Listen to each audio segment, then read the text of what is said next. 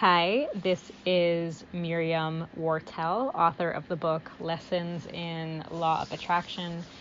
Today, I want to talk about my journey as a Jewish woman, a religious Jewish woman, learning about different spiritual topics from various sources. I'm not someone that grew up being religious. I became religious, and really I've gone back and forth between secular spirituality and some of the Jewish stuff. And even while I've been religious, I've still, been very curious about and learning about things from various perspectives. Obviously, there are some things where all points tie together, but there's certain things that I've come across on YouTube that really just kind of bothered me, bothered my soul. And those are the things I want to talk about today. So I've come across videos from Abraham Hicks and a number of people quoting Neville Goddard. I've never read any of Neville Goddard's books, but I've come across little clips here and there from Neville on YouTube, but it's mostly a lot of people reiterating his stuff. And there's a lot of stuff that I really want to help demystify, because I think a lot of people are being led astray. So first of all, part of what led me to reach out and learn more is that for a long time in my life, I felt really, really powerless, and I didn't understand why things were happening to me. The truth is, our thoughts do create, and that's something that regardless of what religion anyone is, it's something we should be taught, even when we're in school, but taught it in a responsible, healthy manner, in a way that isn't going to freak people out, in a way that's healthy to digest. And if we learn about it from the time when we are young, then it shouldn't freak us out to learn as adults, we found out our thoughts create, right? I think a lot of us, when it comes to religion, we were taught that there's this man in the sky that determines our fate, and if we, do something bad, we're going to get punished. And I mean, I know for me, my view of God was not great, to put it nicely. And I'm recording this actually just getting off the phone with a very well-respected rabbi and Kabbalist, meaning someone who is well-versed in Kabbalah, meaning mystical and esoteric studies, Judaism. It's there's Torah, our Bible, right? But Kabbalah is the esoteric portion of it, I guess is the easiest way to put it. It's the mystical version of, or aspect of it, or interpretation of it, however you want to say it. And I asked this rabbi about some of the things that I had found on YouTube, because I was very bothered by some things, and he really confirmed a lot of what I was feeling. And I'm saying this as someone else who's, very intuitive and very aligned with God, and I'm really trying to understand and make sense of a lot of, what's been going on, a lot of what I'm learning. And what he basically said, is that there's a lot of partial truths. And in other words, he wasn't going to say, it was all a bunch of baloney, but he was saying there's a bunch of partial truths that people don't understand the bigger picture. And this is really where learning things, from the inside really matters. And I'm someone that I'm somewhat learned, but I'm not going to say that I'm extremely learned as far as things go. I mean, it's definitely something in my journey. And one of the things that, again, I wanted to bring up is what I found. So in this video, or, this recording, this audio that I eventually make into a video, is, for me, I'm not just talking to the people that normally listen to my recordings. I'm also hopefully going to get the interest and attention of people that normally listen to Abraham Hicks and people who quote Neville Goddard, because there's a lot you need to know. So first of all, when it comes to Abraham Hicks, for anyone who doesn't know who and what Abraham Hicks is, there's someone named Esther Hicks who channels spirits. Like, she goes into a meditative state, she channels spirits, and there's a group of spirits that talk through her, and the stage name, if you will, is Abraham Hicks. I can describe it slightly differently, but that's the short version. And one of the things that really bothered me about that is when you think of the phrase, the devil's in the details. I can't say for sure whether or not Abraham Hicks is good or bad. I mean, there's a lot of things that I have learned from Abraham Hicks that has literally helped me change my life and change my thinking and focus on just thinking positive thoughts and getting into spiritual alignment. And there's a lot of things that have been so incredibly helpful for me. But there's also part of me that, as I listened to that, in many ways took me away from God. The other thing is, I found that I couldn't handle, it bothers me. I can only listen to the audios. I can't watch any actual videos of it. There's something that it makes me want to look away. And what bothered me is anytime I knew of any spiritual great, when they passed away, they never came back through channeling. Meaning, they weren't coming to go give information to people through coming to some meditative person. Usually the greats, like the greatest rabbis, for example, came to people in dreams. So when someone's being a channel, they're being a medium, they're having spirits present messages, right? You don't really know what you're connecting to. You could be connecting to good spirits, you can be connecting to not good spirits, and you can be connecting to a mix of both. Like, you never really know, and that's the whole thing. It's like, you don't really know. And some of the fine details in Abraham Hicks, it's like, basically makes it sound, at least how I interpret it, like life's a free-for-all. Like, there is no overall divine plan. You can do what you want, and you can be reckless and do things that are, I don't know if any kids are going to listen to this, but I'll just say there's certain explicit activities that, I'm not sure certain wording, right?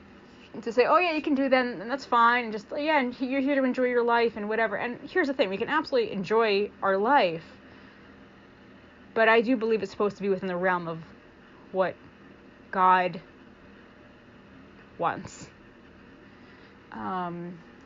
Everything should be done in a godly way. And so even though the information was really, really, really good as far as how to think positive thoughts, the result of it, of saying, oh yeah, you can just do whatever you want, something just didn't sit right with me. And I've had kind of this love-hate relationship trying to figure out how I feel about Abraham Hicks. And I'm not here to say whether it's good or bad. I'm just being open about my journey. Then, when I look at the Neville Goddard people who quote him. So Neville's story, from what I understand, is he claims that he learned these concepts in Kabbalah, Jewish mysticism, from a rabbi named, I think was it Abdul or something like that, like some name that did not even sound like a Jewish name, but whatever it is. But I noticed, because when I looked something up online, and I look at the passage someone quoted within his book, they spelled Kabbalah with a C. So Kabbalah, traditionally spelled with a K, and when it's written with the C, usually refers to a Christian version of Kabbalah, which means it's not from the same original, authentic stuff. In other words, it was basically, I've never read through, I've never read through either Kabbalah directly, because it's not for me. It's not like a regular book you can just open up. It's first of all, Kabbalah is not in English. So, you have to be a well-versed, sorry, my lip just made a weird, it was making a face. Do you ever have like your lip smack and it makes a weird sound? Anyway, that's what happened, in case that came through on the audio. But basically, what happened is so Kabbalah is written in Hebrew, and it's very complex. You have to learn so many years of Torah and like the basics of Jewish thought to even understand Kabbalah. If you just read it on its own, like, you're going to be lost, right? So it's not just enough to read Hebrew, okay? there's so much more to it, and you're not supposed to learn it until you're at least 40 years old. So this is not for the faint of heart. It's not for young people, and people get these misunderstandings. So Neville learned some stuff from Kabbalah, and there are some aspects are true. I said this because I literally just got off the phone with this rabbi who did verify some are true. He said these are partial truths, but he said there are people who have the wrong idea. And I'll get to that in a second. And basically, so as I said, he learned the stuff from Kabbalah, right? And now all these people are reading have read his books, they're quoting him, and they're literally affirming that they are God of their reality. And it hurt my soul to say that, because there are people who are literally just affirming that they are God. And that's what this rabbi said. He said, people, when they hear pieces of this, they start to think that they are God, and that is not the truth. The truth is, God did give us a lot of power. Our thoughts do create. Yes, we should think positive thoughts. And there are people who unfortunately are using this for really, really, really manipulative stuff. Like, in other words, it's okay to think, I'm worthy of love, or it's possible so-and-so is going to ask them out. But there are people who are literally like affirming that, John Smith is going to ask them out and do this stuff. And to me, that's very manipulative and very, it's an inappropriate use of things, because it's literally sending telepathic waves to a person, essentially. So, with them not knowing, right? So you guys want to be mindful as you're thinking about these things. I do, however, joke around to people, and I was like, it's okay, wives, if you want to, mentally tell your husband to take out the trash. You know what I mean? You can envision your husband taking out the trash. It's not hurting anybody. You know what I mean? But you do not want to mess with a person's free will. I mean, we're always, if you listen to my other audio recording, we are always submitting signals to one another, whether we know it or not. The way I write about it in my book, Lessons in Law of Attraction, is somehow we accept, that ants communicate, I mean, it's not exactly telepathically. They touch their I don't know if it's antennas or antennae. I always mix it up, the plural of antenna. But anyway, whatever it is, they tap them to each other. But my point is, they send signals, but somehow they think it's weird that humans send signals to each other. So basically, they've been found scientifically that you can measure basically brain waves and thoughts, and it actually goes outside the head. Bruce Lipton, for anyone who's heard of Bruce Lipton, I heard one of his videos talk about this from a scientific perspective, that thoughts do not stay in your mind. They actually do leave the mind, and they have a certain, I don't know if they measured the radius, but whatever it is, they know it leaves like the physical head. They can actually tell something scientifically transmits. So there's the scientific thing on that. Just look up Bruce Lipton to know what I'm talking about. So my point is, sorry, there's a loud car outside coming through on the audio. Yes, our thoughts do create. Yes, we absolutely have a lot of influence, but we want to use that to think always in terms of ourselves, positive thoughts. I'm worthy of love. I'm worthy of abundance. Good things can happen to me. And learn to rewrite our own thoughts, but it shouldn't be used irresponsibly for things that are manipulative, okay? And there's a lot of people, like, what really bothered my soul, is that they're saying they're God of the reality. Like, what's going to happen when they die and they learn the truth, okay? That all these people who watch these Neville videos, and I get, like, no one ever taught them otherwise. They don't know better, and they're trying to help people, okay? One of the things that I'll also say that I've noticed, and this is something also I plan to write about my next book. I think I started to write about it a little bit. I'm trying to remember how much. I did so much writing of my next book already. I'm trying to remember what I wrote already and what I didn't. Is the concept about people having light on their face. When I see people who are religious, it doesn't matter if they're Jewish or Christian or whatever.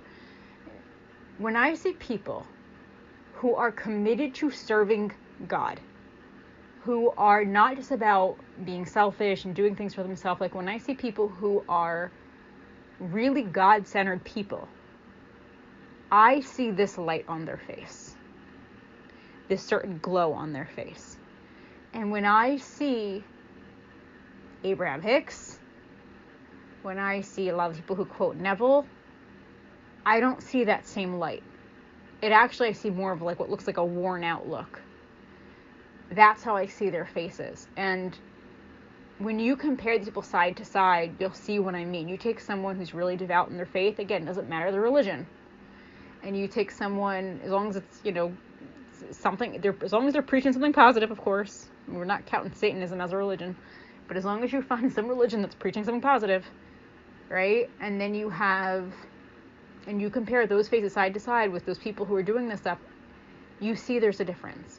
And I get the people who are preaching Neville stuff, they really do want to help people. Their intentions are good. So I'm not trying to blast anyone or, God forbid, shame anyone.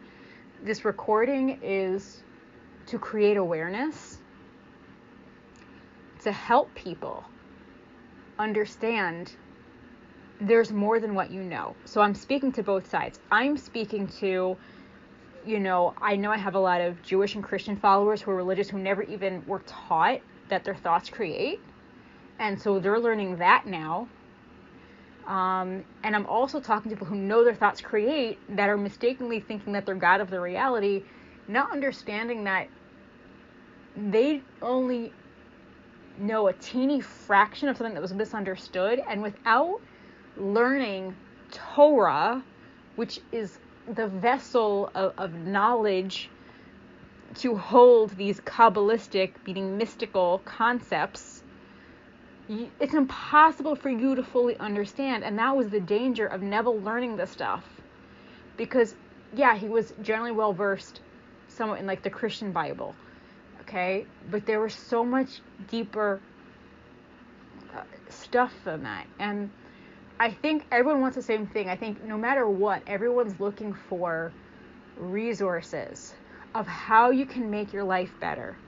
So my point is that yes, use these tools. Our thoughts do create, okay? But again, use them wisely, use them responsibly, and understand that we are an aspect of the divine. We, in and of itself, we are not the divine. We are not God ourselves, okay? We're a microcosm. We're a speck. We're like a little piece of sand, which is like, one piece of sand amongst the beach feels like a little nothing, right? We're a little nothing, but we're a little powerful nothing. You know what I mean? And God is all that is.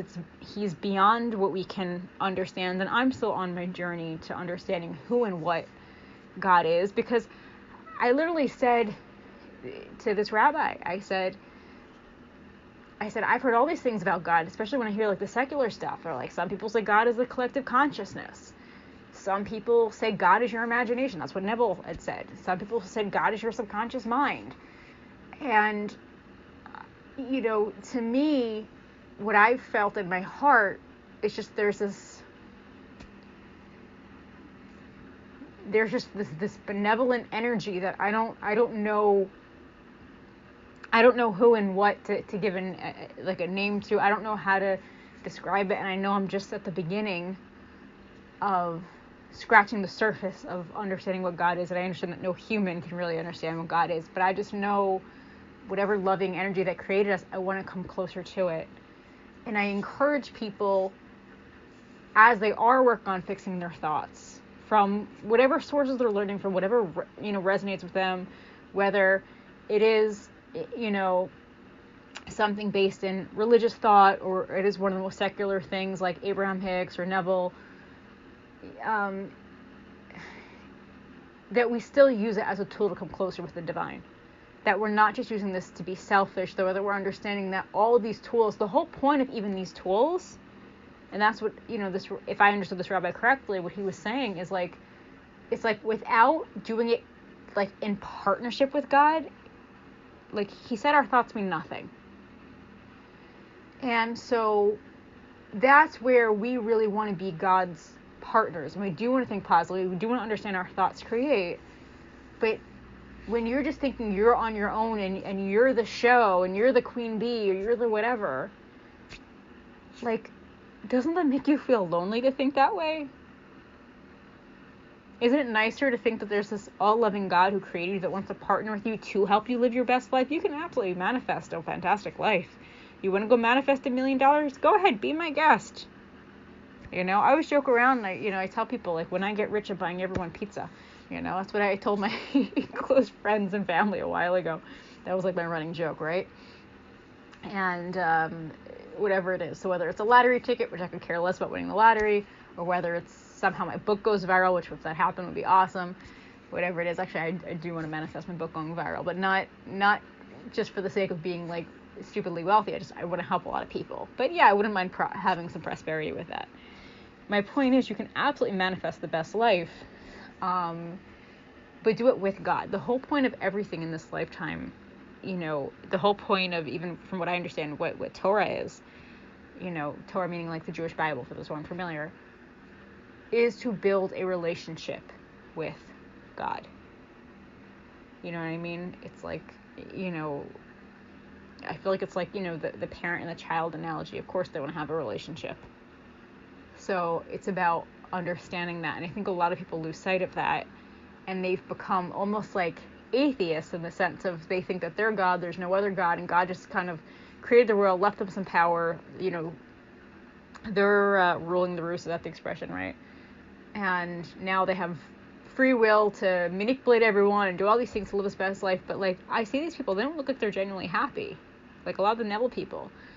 I do see some people who do have some light that really want to incorporate, the positive, what they learn. And I see the difference between who's being manipulative and who's not. But I hope this was helpful for whoever listens to this. For me, I know my desire is for everyone's life to get better.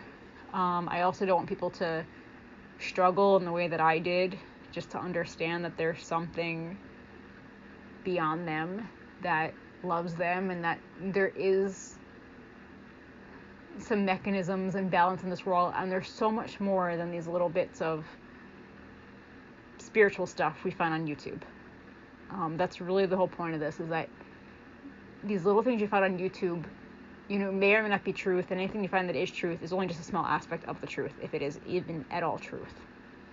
And that was the main point I want to get across, is really to look deeper and understand that you don't know what you don't know, but take the good part of what you do know and use the fact that your thoughts create for good. And on that note, I'll share one other final lesson that I learned this week. A lot of times I would go and I would look at what my biggest patterns have been, and I would sometimes delve deep in whatever it is. And something this week unpleasant manifested, to put it nicely. And I went and I thought about what my thoughts were the last few days, because I happened to also, thankfully the week before, I believe it was, I was listening to a video from Louise Hay, and she said, if you ever go through something negative in your life, think about what your thoughts were, for the last few days, right before that happened. And so I did that, and I was like, oh my God, my thoughts really manifested. And then something that really upset me, like, I didn't exactly laugh, but I was like, it was like a partial laugh. Like, I was still kind of too sad to laugh, but I was like, yeah, I did that, right? And so I realized, like, okay, yeah, my thoughts created that. So I'm like, I really noticed that I have to be really, really mindful, right, of the thoughts that I think. So it's little things like, instead of saying, oh my God, where's the money going to come from for my business? How's my business going to grow? How am I going to scale? How am I going to do this? And being that frantic energy, it's just like, well, somehow business is going to come in. I'm going to manifest meeting the right clients. I want to manifest people who need my services. But like so many times it's like we're thinking the wrong things, and it's like, look, it's like we're driving a car or steering a boat, and like we're going in whatever direction our thoughts are. So it's like sometimes we have to look at them, what manifests, and we're like, uh-oh, we went in the wrong direction, and bring ourselves back. And I tell people, like, just find a couple believable thoughts in the direction that you want to go. Like, don't lie to yourself. Don't like start, like, when you're feeling like, if you're broke, like, don't start affirming you're a millionaire. But just say it's possible for me to make money. It's possible for me to get to a better financial situation. Like, find something really soft and easy. And that's what I mean. It's like, it's a huge blessing to know that your thoughts create, because you can change your life and you don't have to feel powerless. But don't let the fact that your thoughts create go to your head to the point that you think you're God. That's really my whole point in all of this. In other words, we have a lot of power, but please all, let's stay humble and let's use these gifts responsibly. Thank you.